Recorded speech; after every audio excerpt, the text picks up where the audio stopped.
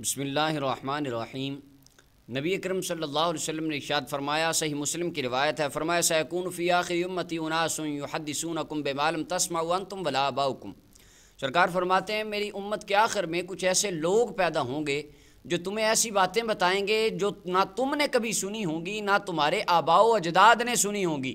اور سرکار فرماتے ہیں فَإِيَّاكُمْ وَإِيَّاهُمْ، او میرے غلاموں سن لو، ان لوگوں سے بچ کے رہنا، فَإِيَّاكُمْ، اور اپنے آپ کو ان سے بچا کے رکھنا۔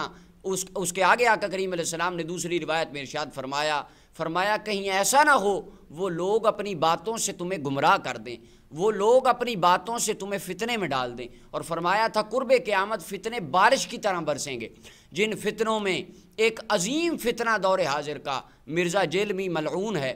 اب اس نے ایک نیا شوچہ چھوڑ دیا، کہتا ہے جی جو بندہ قرآن کو ہاتھ میں پکڑتا ہے اس کو ایک ثواب ملتا ہے، جو قرآن کو اوپر دیکھتا ہے دوسرا ثواب ملتا ہے، اور جو پڑھتا ہے اسے تیسرا ثواب ملتا ہے۔ لہٰذا صحابہ کرام نہ پکڑتے تھے نہ اوپر سے دیکھتے تھے، مصحف تو ہوتا نہیں تھا، وہ زبانی پڑھتے تھے، لہٰذا ان کو ایک ثواب ملتا ہے۔ آج جو قرآن پکڑ کے اوپر سے دیکھ کے پڑھتا ہے اسے 3 ثواب، جو موبائل سے پڑھتا ہے اسے 2 ثواب، اور صحابہ کو 1 ثواب۔ ہر صورت میں آپ کو صحابہ سے زیادہ ہی ثواب ملتا ہے، الیاذ باللہ تعالی۔ اس کو پکڑ کے رکھیں، یہ ایک ثواب ہے، اس کے الفاظ کو دیکھیں یہ دوسرا ثواب ہے، اور پڑھنا تیسرا ہے۔ تو 2 ثواب تو مل رہے ہیں ان کو جو موبائل پہ پڑھ رہے ہیں۔ صحابہ کو تو 1 ثواب ملتا تھا، وہ زبانی پڑھتے تھے، موبائل پہ پڑھنے والے کو 2 ثواب مل رہے ہیں، وہ دیکھ رہے الفاظ اور پڑھ بھی رہے۔ یعنی آج کل کے لوگوں کے اعمال کو نبی اکرم صلی اللہ علیہ وسلم کے صحابہ سے برتری دی جا رہی ہے۔ حضور نے اسی دور کے بارے میں فرمایا تھا ایسے مردود لوگوں سے بچ کے رہنا۔ حالانکہ نبی اکرم صلی اللہ علیہ وسلم نے ارشاد فرمایا، سنن ابی داؤد جلد نمبر 2 صفحہ 292 کی روایت ہے، آقا کریم علیہ السلام فرماتے ہیں میرے غلاموں خبردار لا تسبوا اصحابی، میرے کسی صحابی کو کبھی برا نہ کہنا۔ فرمایا لو انفق احدکم مثل احد ذہبا، اگر تم میں سے کوئی ایک بندہ اٹھے احد پہاڑ کے برابر اللہ کی راہ میں سونا خرچ کرے، فرمایا ما بلغ مد احدہم ولا نصیفہ، میرے صحابی کے ایک مٹھی جو کے برابر تمہارا 9 کلومیٹر لمبا سونے کا پہاڑ اللہ کی بارگاہ میں تمہیں وہ مقام نہیں دلوا سکتا جو ایک مٹھی جو میرے صحابی کا اللہ کی راہ میں صدقہ کرنا رب تعالیٰ کو پسند آتا ہے۔ فرمایا تمہاری ساری زندگی، اور کنز المال شریف کی روایت ہے آقا کریم علیہ السلام نے فرمایا تمہارا یہ عمل میرے ایک صحابی کی زندگی کے ایک دن کے برابر بھی نہیں ہو سکتا۔ اب آج کہا جاتا ہے نہیں جی آپ کو صحابہ سے زیادہ ثواب ملتا ہے، نعوذ باللہ۔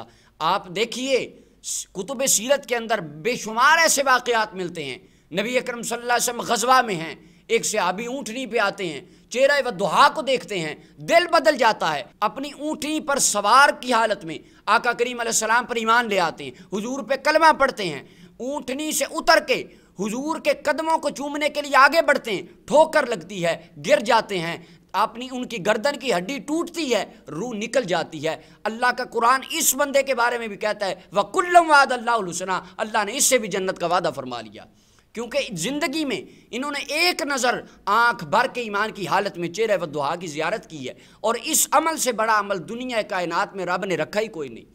جس نے ایک مرتبہ آقا کریم علیہ السلام کے چہرے ودھا کو دیکھا، حضور فرماتے من رآنی مسلمن، جس مسلمان نے مجھے ایمان کی حالت میں ایک مرتبہ دیکھ لیا اللہ نے اس پر جہنم کی آگ کو حرام فرما دیا۔ آج کون مسلمان ہے جو اٹھ کے کہے کہ میں جنتی ہوں؟ صحابہ کرام کی جماعت وہ جماعت ہے جس کے بارے میں اللہ کا قرآن کہتا ہے وَكُلًّا وَعَدَ اللَّهُ الْحُسْنَىٰ، جو بعد میں آئے پہلے آئے درجے اگرچہ متفاوت ہیں، اللہ تعالیٰ نے سب کو جنت عطا فرما دی۔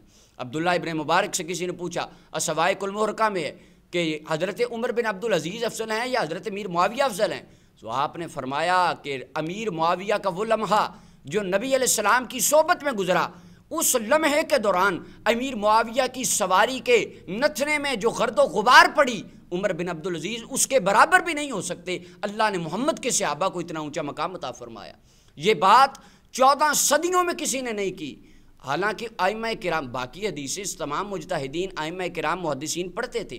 حضور نے فرمایا جس نے مجھے دیکھا اسے 1 مرتبہ مبارک، جس نے مجھے نہیں دیکھا مجھ پہ ایمان لائیں گے اسے 7 مرتبہ مبارک۔ اب اس کا یہ مطلب نکال لیں کہ ہم سارے نعوذ باللہ صحابہ سے افضل ہو گئے۔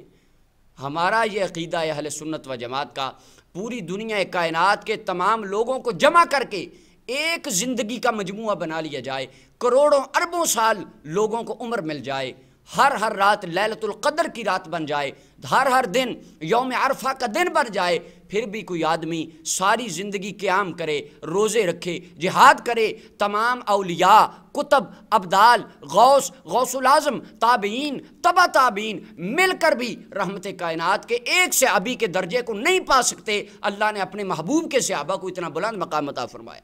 اور نبی اکرم صلی اللہ علیہ وسلم آپ نے ارشاد فرمایا، کنز العمال کی حدیث نمبر 32474 ہے، فرمایا من سب اصحابی فعلیہ لعنت اللہ والملائکۃ والناس اجمعین، فرمایا میرے غلاموں جو میرے صحابہ کو برا کہے اس پر اللہ کی بھی لعنت، اللہ کے فرشتوں کی بھی لعنت، اور تمام دنیا کائنات کے مسلمانوں کی بھی لعنت۔ آج ان کے بارے میں نرم گون نہیں جی، پھر کیا ہو گیا، انہوں نے تو ایک مسئلہ ہی بیان کیا ہے، تو سرکار نے اس بندے کی طرف سے لعنت نہیں کی، یہاں پر بات غیرت مند مومن کی ہوئی ہے، انہوں نے فرمایا غیرت مند مومن کی طرف سے اس بندے پر اللہ کی لعنت۔ حضور علیہ السلام ارشاد فرماتے ہیں، فرمایا لکل شیء اساس، ہر چیز کی ایک بنیاد ہوتی ہے، واساس الاسلام حب اصحابی واہل بیتی، اور اسلام کی بنیاد اللہ نے میرے صحابہ اور اہل بیت کی محبت پر رکھ دی ہے۔ اللہ تعالیٰ نے اہل سنت و جماعت کو یہ ایمان اور نظریہ عطا فرمایا جو رحمت کائنات کی کسی نسبت کے بے ادب نہیں، آقا کریم علیہ السلام کی ہر نسبت سے محبت کرنے والے ہیں۔ اللہ تعالیٰ ہمیں اس طرح کی گمراہیوں سے بچ کر اپنے ایمان کی حفاظت کی توفیق عطا فرمائے۔ وآخر دعوانا الحمد للہ۔